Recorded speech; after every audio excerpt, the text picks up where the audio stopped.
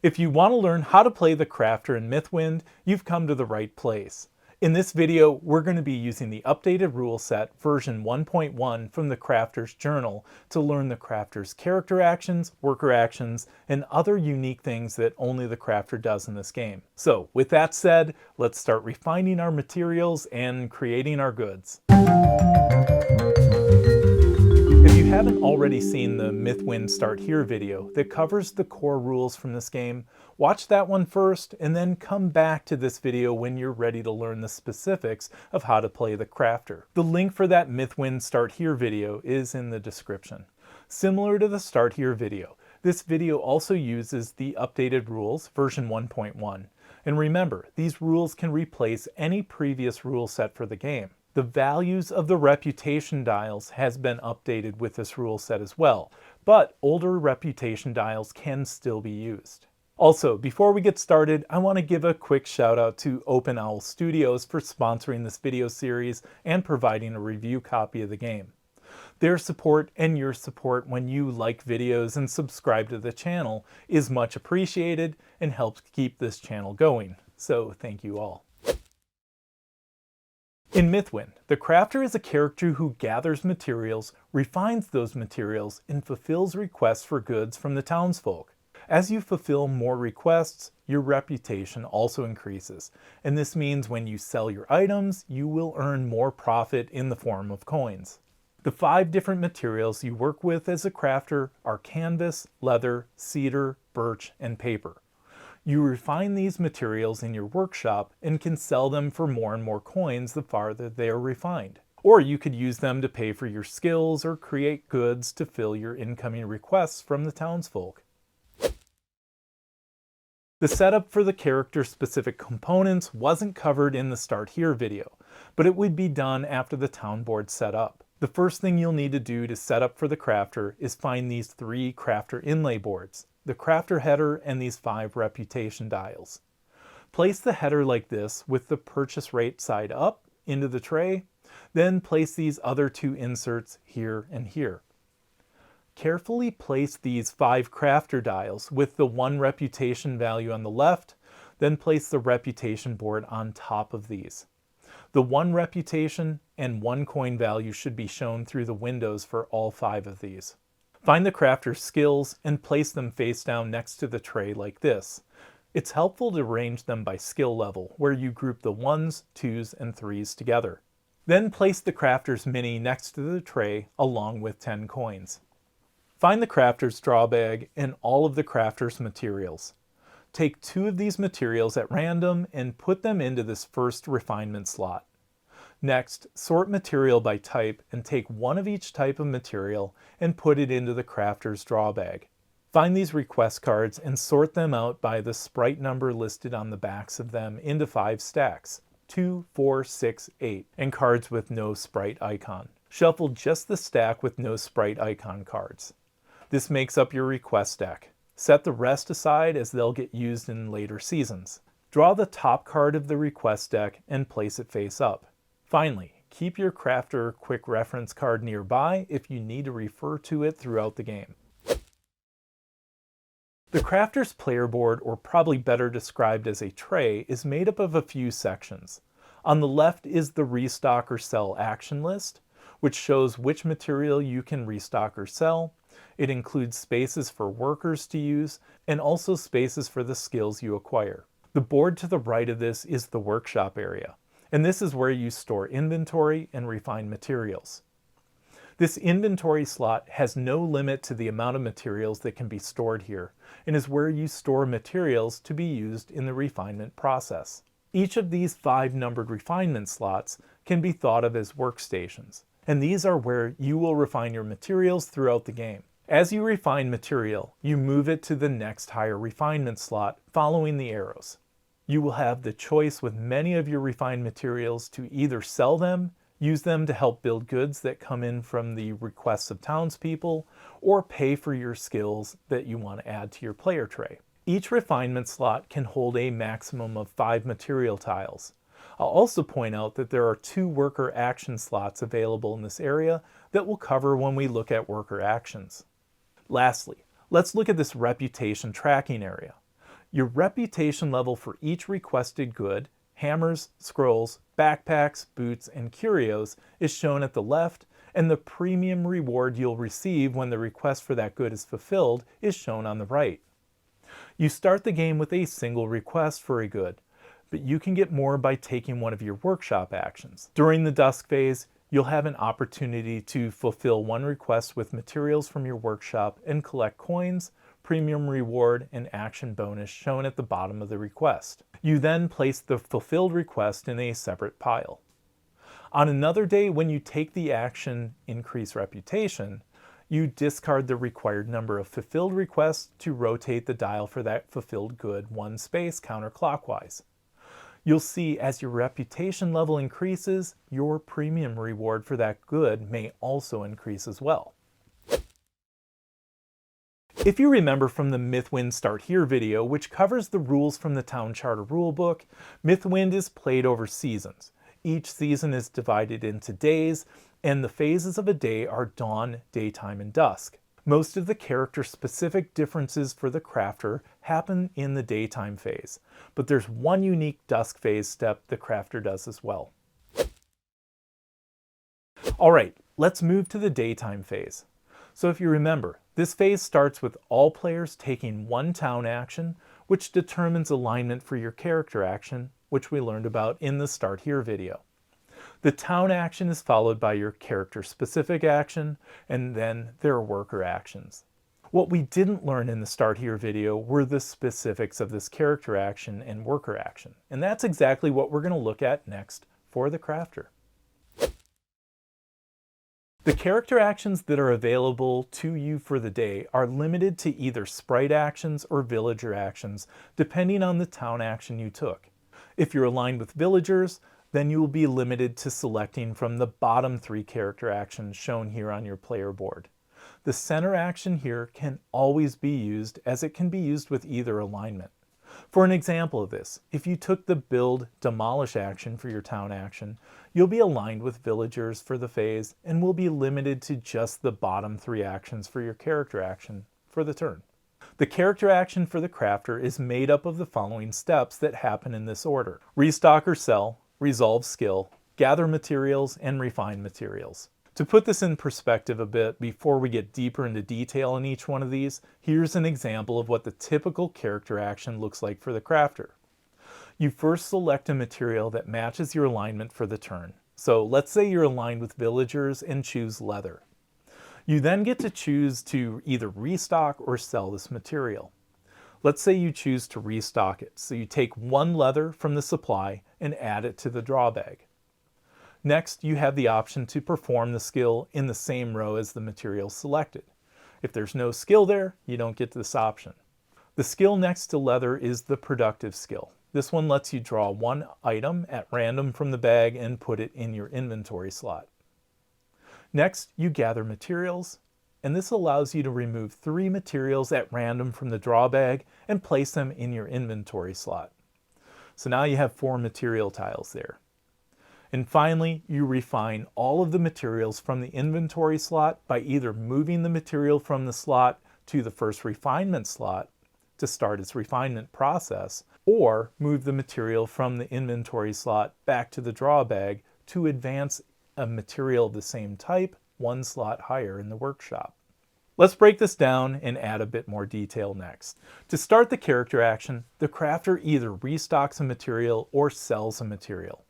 To do this, you select one of the materials that matches your alignment for the turn, either villagers or sprites. So let's say we just finished taking the Improve Town, Discover Land action for our town action. And since that action is noted here with the sprite icon, it aligns us with sprites for the phase. So for this turn, we would be limited to restocking or selling birch, paper, or canvas, since we can see that they're blue and next to the sprite icon. We wouldn't be able to choose to restock or sell leather or cedar this turn, since we would need to be aligned with villagers to use each one of those. Once you choose your material type, if you choose to restock it, you take one of that type of material from the supply and place it in the draw bag. For instance, if I choose paper to restock, I take one from the supply and add it to the draw bag. If we choose to sell a material instead of restocking, You remove one material matching the type you selected from one of your refinement slots and collect the value in coins shown next to that slot. Then you get to perform the workshop action shown next to that slot as well. For example, if we choose to sell paper, I have 2 paper, one in refinement slot 2 and another in refinement slot 3. I could sell either of them, but I choose to sell the paper that I have in refinement slot number 2. I collect 1 coin and then get to take the workshop action shown next to that slot. In this case, the workshop action is the refine action, and this allows me to move any one material from either the inventory slot or a refinement slot one level higher. So I move this birch from refinement slot 1 to slot 2. We'll cover all of these workshop actions later in the video. After you either restock or sell a material, you have the option to resolve any skill in the same row as the material you selected on your character tray. You don't start with a skill there, but you may add skills by taking the use a building action at the longhouse or with some other game effects. Let's say on a different day I have the working fast skill in the same row as the restock or sell paper action. I choose to restock paper like we saw earlier, and then I may resolve the skill.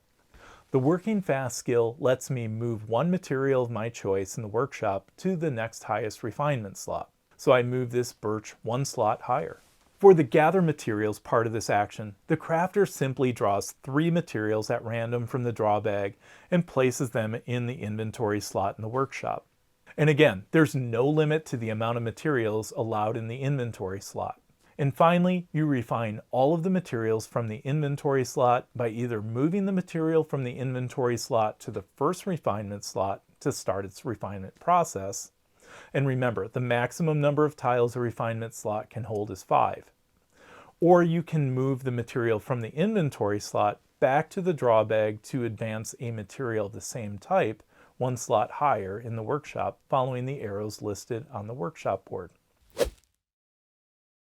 So that's how you take your character action with a crafter. After the character action, you take your worker actions that we'll look at next. The number of worker actions you're allowed to take are limited by the number of workers you have in your dice well. You can use all of your workers on a turn regardless of your alignment. However, worker-specific alignment limits what they can do. For instance, a blue sprite worker is limited to taking only blue sprite worker actions. And an orange villager worker is limited to taking only orange villager actions. The exception is the restock or sell canvas action in the middle of the board. It can be taken by either, just like it could for your character action. One more thing on workers. You can't stack worker dice in an action slot. Only one worker can occupy an action slot during the worker action. To use a hired worker, you take a die from your dice well, decrease the number of pips shown on it by 1, and then place it in a slot which aligns with the color of the die. If you choose to take a material action, you can restock or sell the material. This works exactly the same as it did for the character action. Workers do not use the skill associated with the row, if any exists there. The 2 other worker actions you have available are the gather worker action located here and refine worker action located here. And I want to emphasize that these work just a bit different from the gather and refine that you take during the character action. So listen closely.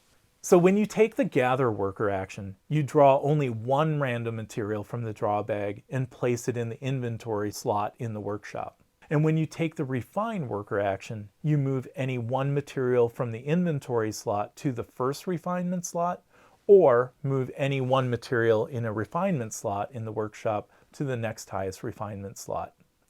You don't need to remove a material from the inventory slot to do this.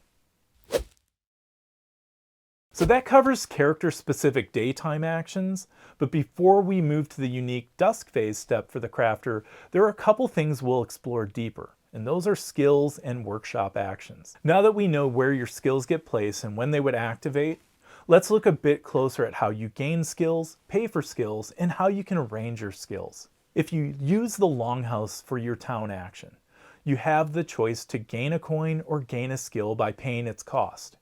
When you gain a skill, you pay its cost and add it to your player tray.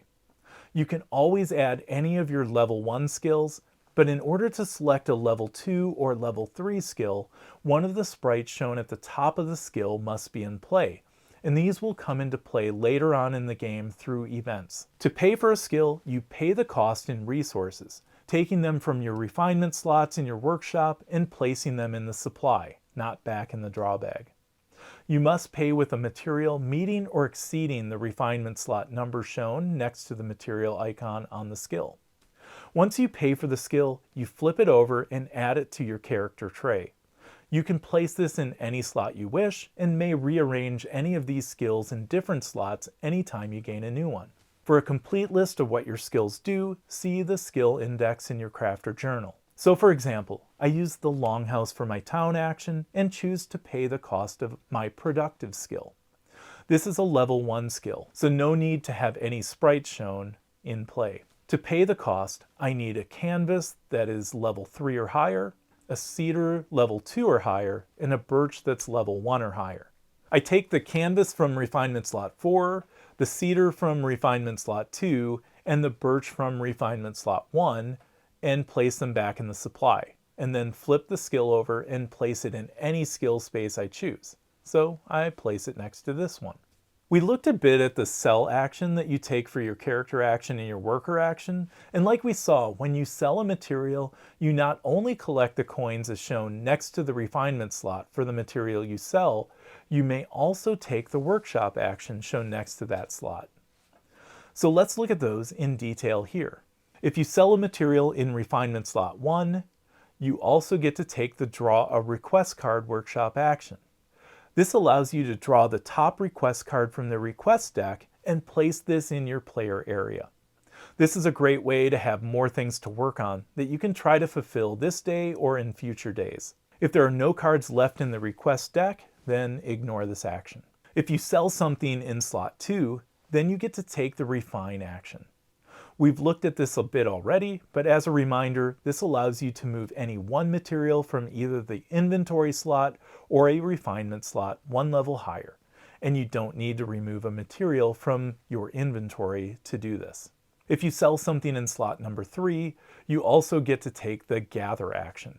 We've seen this in another example, but as a reminder, this lets you draw one random material from the draw bag and place it in the inventory slot in the workshop. If you sell something from refinement slot number 4, you also take the sell action. This works the same way it does for your character action or worker action, except you can sell any one material from any of your refinement slots. And finally, if you sell something from refinement slot number 5, you also take the increase reputation action. This action allows you to discard one or more fulfilled request cards to increase your reputation one level for that specific good. The number of fulfilled request cards that you must discard to increase your reputation by one level is equal to your current level. For example, if your current level for backpacks is level 2, then you must discard 2 fulfilled backpack request cards to increase your reputation level to level 3. To increase your reputation level, you turn that good's reputation dial counterclockwise to the next level. If you increase your reputation for a good past level 3, you will need to flip the dial over to find higher levels. Once done, you immediately collect coins equal to the new premium reward value shown. The discarded request cards then get shuffled back into the request deck. Once all players complete their character actions and worker actions for the daytime phase, then you move to the dusk phase.